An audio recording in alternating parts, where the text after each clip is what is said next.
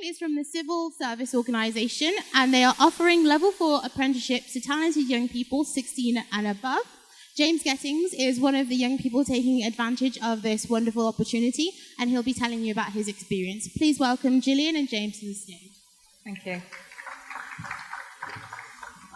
Hello, everybody. I'm Gillian Smith, and I run early talent recruitment and talent management for the Civil Service, which is a national organisation supporting the government of the day to deliver on its promises to the public. So today we're going to tell you a little bit about what we're offering with our Level 4 apprenticeship. James is going to talk to you about his experience on the programme so far, about a year in. And if you've got a little time at the end, we can take some questions. But in case I forget to say at the end, if you want to come and talk to us more one-to-one, we're in Hall 6 on stand 82 today. So, I haven't got a clicker. Thank you. Thanks a lot. Okay, so many of you will know what an apprenticeship is, but just in case anybody doesn't, an apprenticeship is a real job with an opportunity for learning at the same time. And in the Civil Service, our Level 4 apprenticeship, which is our talent opportunity, where we're looking for people to fast track through to leadership in the Civil Service, offers that at Level 4, the higher level apprenticeship. And the earning opportunity, it starts at £19,500 for the national position. And if you're in a London position, there's a slight top-up to that for a London allowance. You won't pay for any of the learning that you do. We'll pay for that as your employer. And you're on an apprenticeship contract, which is 2 years. It takes about 18 months to complete the qualification itself, but we allow you a little cushion in case you have to retake any of the modules. But the job itself is a permanent job. So even if you don't get through the apprenticeship, we'll have a conversation about where is the most appropriate level for you in the organisation, but it's a permanent job, which I think is really good. The apprenticeships are specifically tailored to each different profession that we offer them in, and they're very much based on what employers across the Civil Service tell us that they need in future generations of leaders. So the Civil Service is an organisation of about 400,000 people at the moment, and this year we're looking for 1,000 young people to join us on this apprenticeship. That's about the same as the number of people that we take from universities on our graduate programme, which is called Fast Stream. So if there are any of you in the audience who are already at university and are thinking about graduate opportunities, we can also talk to you about that on our stall. So these pictures here are some of our apprentices who joined us this year in September and October. And we very much want the apprenticeship to be representative of the society we serve. So we have some priorities, some targets around getting diversity in the applicant pool and helping that diversity to be successful on the programme. So we're particularly looking for people from lower socioeconomic backgrounds, black and minority ethnic people, people with disabilities, transgender people, and people who are gender non-binary. It's a completely merit-based selection, so anybody can apply. But if you're in one of those categories, or if you're disabled, then please don't stop to think that we don't want you in our organisation. We absolutely do. The more diverse we are, the better we will be able to serve the public. In terms of professions, there are 25 recognised professions in the Civil Service, and here are just a smattering of them. We offer the apprenticeship in 6 of them this year. For business, finance and commercial, we require 5 GCSEs A-star to C, including English and Maths. And for the other 3 listed here, digital, project delivery and cybersecurity, we require 2 A-levels, including 1 STEM qualification. The benefits of working in the Civil Service, obviously I've mentioned the salary already, the fact that the training is fully paid for, there's no contribution from any of the employees. You get a full-time permanent job, and with that comes all the benefits that any other civil servant would get, including the 20 days minimum annual leave, plus all the public holidays. It's high-profile work, and it's demanding work. It doesn't really matter where you are in the country. You have an opportunity to work face-to-face with the public, or slightly more behind the scenes in our corporate services areas. If you're in one of the apprenticeships in London, you'll have much more opportunity to have face-to-face contact with ministers, and you may be working in Parliament supporting the the progress of bills through the Houses of Parliament. But it's a wide range of opportunities, and we have something to suit everybody. This video is a demonstration of the types of people that we've got in the organisation. If everyone thought in the same way, you would end up going along the same path maybe for a very long time and not actually being able to adapt to change. Society is changing rapidly. The civil service needs to be able to reflect that and be well geared to manage that and adapt to the changes that are coming along. And there's no better way than by having a diverse workforce who reflect all these different experiences. And I think that is good because, again, they're, colleagues from different parts of the country can bring different insights and different perspectives. The civil service is trying to broaden its horizons to recruit as many people as possible, because we have such a breadth of skills and knowledge that's not just academia, but the personal qualities that we all have as individuals. And I think that is really harnessed by the Civil Service Fast Stream because of the programs it offers. The Fast Stream kind of assesses who you are as a person and what your skills are, rather than kind of how many degrees have you racked up or kind of where have you worked beforehand. I'm from a completely different background and I come from a completely different viewpoint, and that's an advantage as far as I'm concerned. Most civil service offices are outside of London. The vast majority of employees are based, at least for DWP, in Newcastle, Blackpool and Leeds. Whether you're in the north or in the south, I think there's a lot of effort really put into actually making sure that everyone feels involved, everyone feels engaged, and everyone is connected. As time goes on, I think you'll find more and more jobs open up in various parts of the country. I'm dyslexic and dyspraxic. You're given all the gear that you need and all you could ever ask for in order to perform at your best. It's about making sure that you are entitled to the same opportunities that everyone else is capable of. It helps to have people with disabilities so that they're aware of the accessibility needs. It also helps to have people from different backgrounds so that they're aware of the subtleties, and they're often small differences, but they make a huge difference to the end user of a lot of what the civil service does. I actually graduated a few years before I joined the Fast Stream, and I spent a bit of time working in social housing. I also worked in the police and did some other things. And I actually think that experience has really benefited me, because you just see life outside of the civil service and you can bring that experience to informing policy work. There's a huge push in the civil service to attract younger employees, and that change will bring in more and more over time applicants into the civil service who are too young for a degree and who wouldn't have gone to university. Loads of people that I work with have entirely different degrees. I think someone studied theology, another person had done English, and so actually it didn't make much of a difference, and it was just how interested you were, and again all about your potential. It doesn't matter what uni you're from, whether you're from Oxford or Kingston or or Exeter, as long as you can demonstrate a capability to do the job and build relationships. It's more about who you are and how you can perform, which really shows what the civil service is about.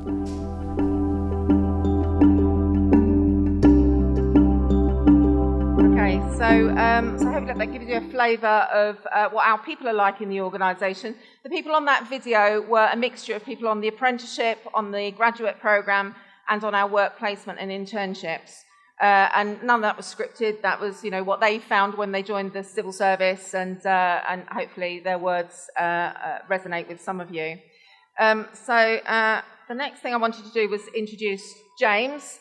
As I say, James is on the programme at the moment. He's going to tell you a bit about what his experience has been in the last year. Okay, so I first joined the civil service in 2014.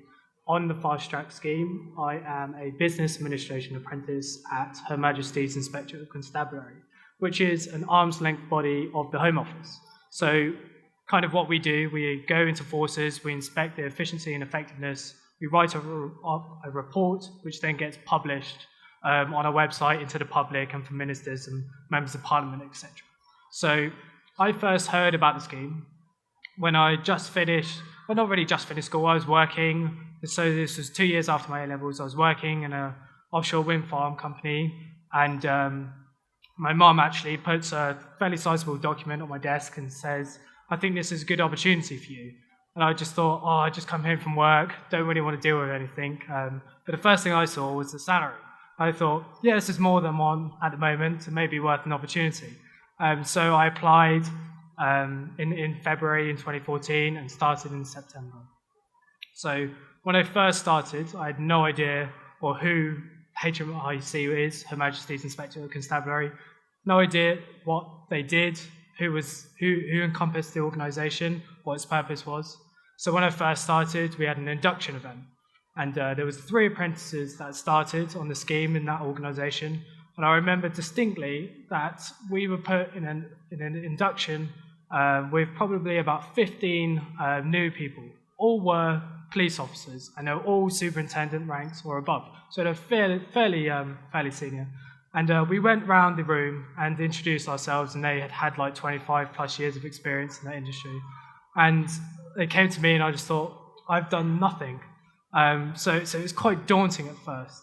And one of the tasks we were given in that induction was to, if you were to assess a police force, what would you look for in terms of assessing its efficiency? And I was paired with another apprentice and 2 superintendents. And me and the apprentice looked at each other, and I thought, what the bloody hell am I doing here? But luckily, the people that we were paired with were really encouraging, really supportive. There's a lot of acronyms and everything, and so much material that you're going to have to learn if you do apply when you first start. But 6 months on, a year on, 18 months on, now every acronym they use, I know what they're talking about. I've been out on inspections. I've spoken to chief constables and senior police officers out on inspection, and the real opportunity to get out there and do things. And everything you see on TV about policing or the Parliament or whatever, there's, as Gillian said, there's over 400,000 of us that do this on a daily basis. So there's everything that goes on in the back scene. So my role is not atypical of the scheme. There's only a couple of us, as I said, but lots of my friends and colleagues have really interesting jobs in a cabinet office or the MOD. I was having lunch in the Department for Business and Innovation and Skills with a couple of other apprentices the other day, and one of the apprentices came over and he was moaning about how he had to stay in Parliament to push a bill through and support that on the last couple of days. So in terms of me going to Parliament, I've only been there once, and I was absolutely starstruck that he got to go and work there on a daily basis, because obviously you only see it on TV and people rambling in front of TV cameras and pretending to know what they're talking about. But in terms of my experience, absolutely excellent opportunity. The people I work with are extremely encouraging. I've been mentored in another organisation who fortunately was another police officer in his previous life, and he's extremely supportive. One of the things that I was worried about when I left school is that I would never achieve my potential. I thought that I could do bigger and better things, and it wasn't until something like this came along and I applied and I got in that I could work in an extremely interesting environment and be supported through what I do on a daily basis. Great, James, thank you. So hopefully that's whetted your appetites a little. Just wanted to very quickly go through the application process. Most of it is an online application, so you can do it in the privacy of your own home, at school, at college, in a library, wherever you like. The first stage is a set of online tests, a numerical reasoning test, a verbal reasoning test, and a multiple choice behaviours questionnaire. This is based on core competencies that we value in the civil service. There are 10 core competencies, things like communicating well, leading others, collaborating, understanding what value for money means, and so on. So I'd encourage you to look at the core competency framework that will be on the website before you apply, just so that you understand what sorts of things we're looking for and you can respond appropriately to the questions. So those online tests are auto-scored. We run blind sifting, so there are no names, no genders, anything like that on the application form part that's seen at this point of the process. You will obviously put your name in the application system, but it won't get to anybody who's looking at your application. So it's auto-scored, and on a merit basis, if you've scored well enough, you'll be brought through to the next stage, the final stage, which is an assessment centre.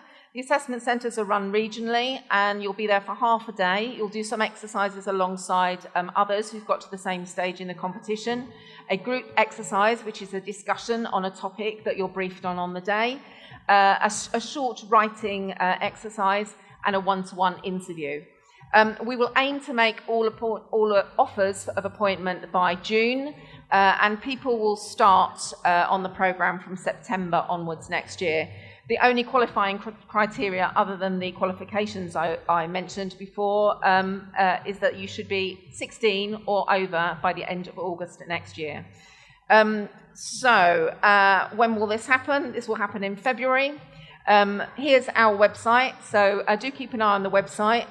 We will have a sort of soft launch with lots of information on our social media channels from January onwards, but applications open in February. So you've got plenty of time to practice your verbal and numerical reasoning skills before then. And as I say, we're over in Hall 6 on stand 82. If you want to come over and have a bit more of a personal chat about what the scheme is about, what the civil service is about, and what you could gain from being on the scheme. I think I've got 5 minutes-ish, so if anybody wants to ask a question now, I'm happy to take one or two. Please don't be afraid. Just stick your hand up, ask anything. It's not a silly question. Exactly. I've got the roving mic if anyone wants to ask the question. Yeah. Yes, there's one over here. Thank you. It just takes one person to get the ball rolling, usually.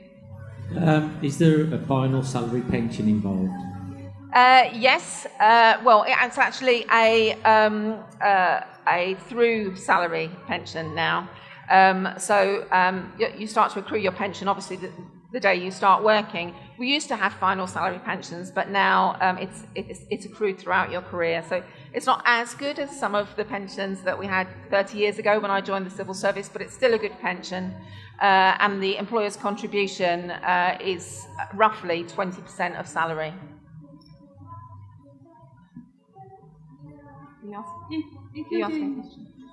If you're doing your A-levels, can you apply the year before you've got your A-levels? So if you're year 12, could you be applying now based on what you're hoping to get? Yes, exactly. And the same applies for your GCSEs. So you don't have to already have your qualifications in the bag. You just have to be expecting to achieve the results we're looking for by the end of August. Yeah, there's a question at the back there. You know how there's like certain people that are potentially favoured, like if they've got a disability or anything, and you know how the applications, you don't know who's got what? Yes. How will you know that they've got may need additional needs or anything? How will I know what, sorry? Like they may need additional needs because of their disability. Ah, right, okay, yes. So in the application process, if you have additional needs, there's a part of the form that you fill in that says what you want. There's a more sort of personal service attached to that. So once you've indicated that, you'll be asked, do you want somebody to call you? Do you want somebody to have an email exchange with you? And you'll talk to an advisor in my team who will work through with you what adjustments you need in the process. I'm glad you asked the question, actually. There are exemptions from the verbal and numerical reasoning test. You still need to do the competency questionnaire online for people who have got a registered disability. And if you need adjustments in the assessment centre, we can organise those too. So, for example, you might need particular software to be able to do the written task. We'll ensure that that's provided for you. And if it's very unusual software, something that we're not very used to, you'll have an opportunity to come in and have a go with it on the system to make sure there's going to be no hiccups on the day for you. Similarly, if you've got other communication disabilities, maybe you have a stammer, you might want extra time in the interview to make sure that you've got the same level playing field as everybody else to be able to get your information across. Thank you for the question. Is there the opportunity to do a degree as part of the apprenticeship, or would that be an option after the apprenticeship has been completed? Yeah, okay, thank you. The level 4 apprenticeship is equivalent to a foundation degree. It's not a full degree, but it's still a valuable qualification, and it's transferable to other employers as well. So that qualification you can take with you to other places when you decide you want a more portfolio career. In terms of further learning, there are lots of opportunities throughout your career in the civil service. So, for example, I joined the civil service straight from school. There wasn't an apprenticeship programme at the time, so I didn't join any sort of talent programme. But having been in the civil service for a while, they sponsored me to do my master's in business administration. So I didn't do a first degree, I just went straight to the master's. That was fully paid for by my employer, who at the time was the Home Office. So there are plenty of opportunities. Obviously, you have to seek them out, and you have to show your potential and your willingness to work hard and study hard. But provided that you can do that, there are opportunities, irrespective of whether you're on this programme or whether you've joined the civil service through another route. All right. Unfortunately, we're running out of time, but you're more than free to speak to Gillian and James at the end outside.